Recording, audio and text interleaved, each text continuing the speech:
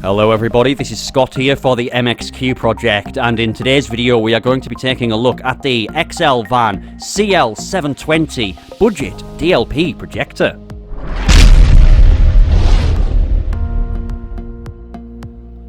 So this projector has a native resolution of 1280 by 800 pixels, which means it's going to be able to easily output 720p HD video, which is great for a device of this price. It costs around $130 or around £99 if you're here in the UK. So it's a very, very cheap projector and you're getting an HD output for that price. So just bear that in mind. Now the bulb as well is very bright at 2000 lumens, this claims to be, but also bear in mind that that is completely different from ANSI lumens, as this uses an LED bulb, whereas the higher end, more expensive projectors use a replaceable kind of lamp and they are measured in what is known as ANSI lumens. So it's still going to be very bright, but don't think of it in terms of regular projectors. Now the bulb life on this thing is going to be around 20,000 hours, so you're going to get a good few years use out of it and it's going to have a nice long shelf life for you.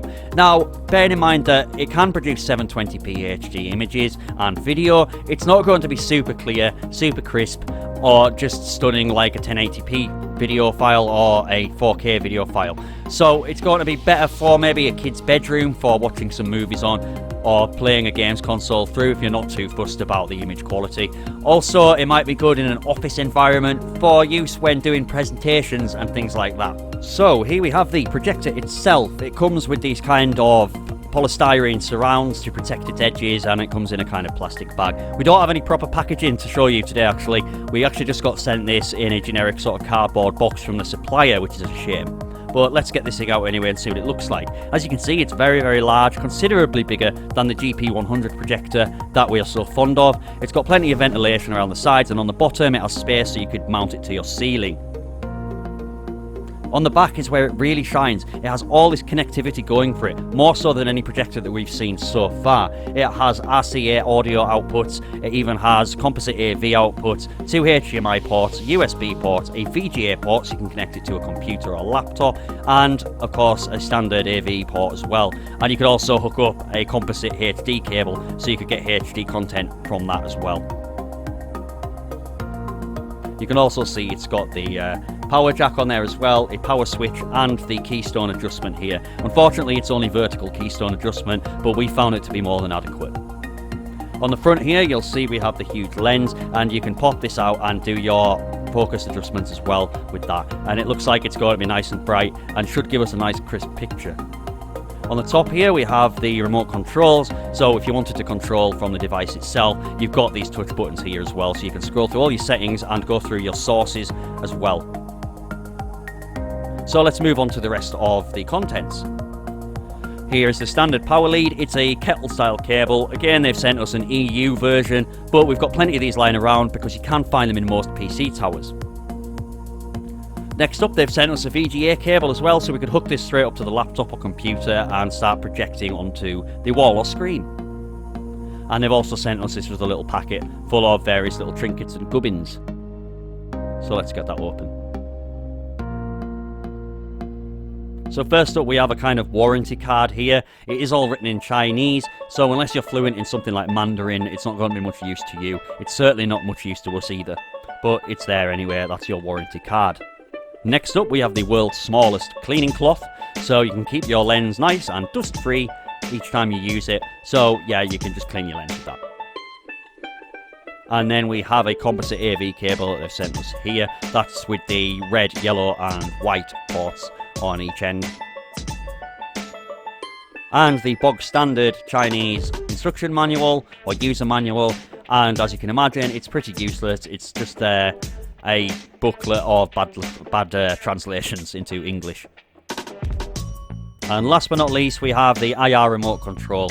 Now this is probably not going to be of too much use. They're usually pretty rubbish, these things that come with these devices from China. This one looks a lot better than the others, so that's to its credit. It looks like it's feature rich compared to the TV box remotes that we get. But yeah, that's the contents of the packaging of this projector.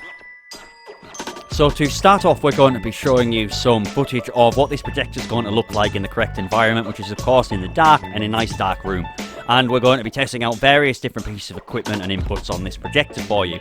First off, we're going to test the PS3 on the HDMI input, and we'll play a couple of games just now and show you what you can expect when you're playing the PS3 in the darkened room using this projector.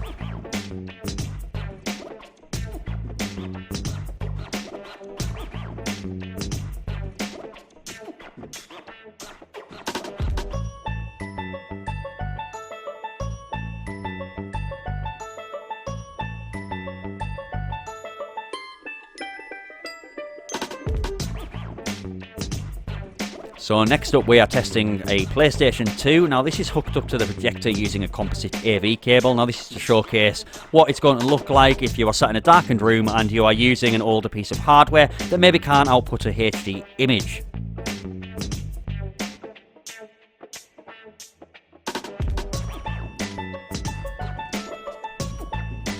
So next up we hooked up the Zeedo H6 TV box that we reviewed just the other day, and I'd recommend you go check out that review. But we've hooked it up to the HDMI port again of the projector, and we're just going to scroll through some of the menus and open maybe Kodi and YouTube and play some YouTube videos, and maybe play some video games on it as well, just to see what it's going to be like if you wanted to hook up a TV box to this projector.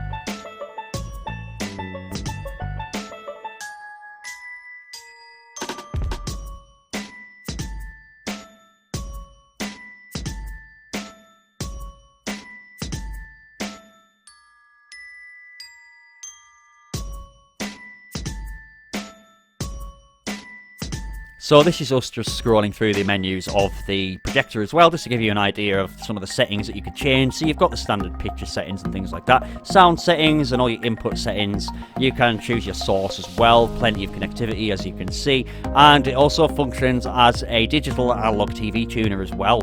Now you can see here that we are trying to scan for channels here, but in this room we are finding it very difficult to get a signal, so we're not be able to pick any channels up for this video. But as you can see, this is the tuner in action, and it's currently using the aerial and searching for those channels. So we're not going to be able to show you any of those today, but it's a nice feature to have, and you can see here that it is definitely a working function. So in this part of the video we are going to show you what I know a lot of people are interested in, which is how is this projector going to perform in the daytime or in a brightly lit room. Well, as you can see, it's not performing too badly, it's struggling a little, but it's far from the worst performance that we've seen from a projector in this kind of lighting scenario. So just don't go into it expecting it to be absolutely amazing, because it isn't. So where possible, we would probably recommend to at least shut your curtains.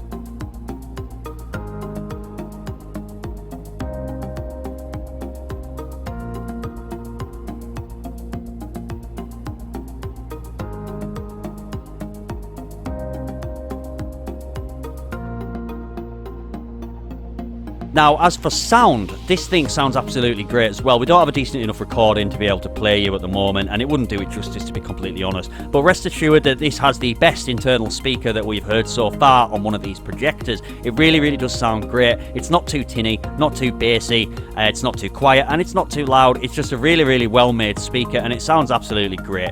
You'd obviously benefit from plugging in an external speaker as well to this projector if you wanted an even better sound and you wanted to plug it into your surround system, because of course the connectivity allows for that. But if you're just wanting to use the internal speaker, you're not going to be too disappointed.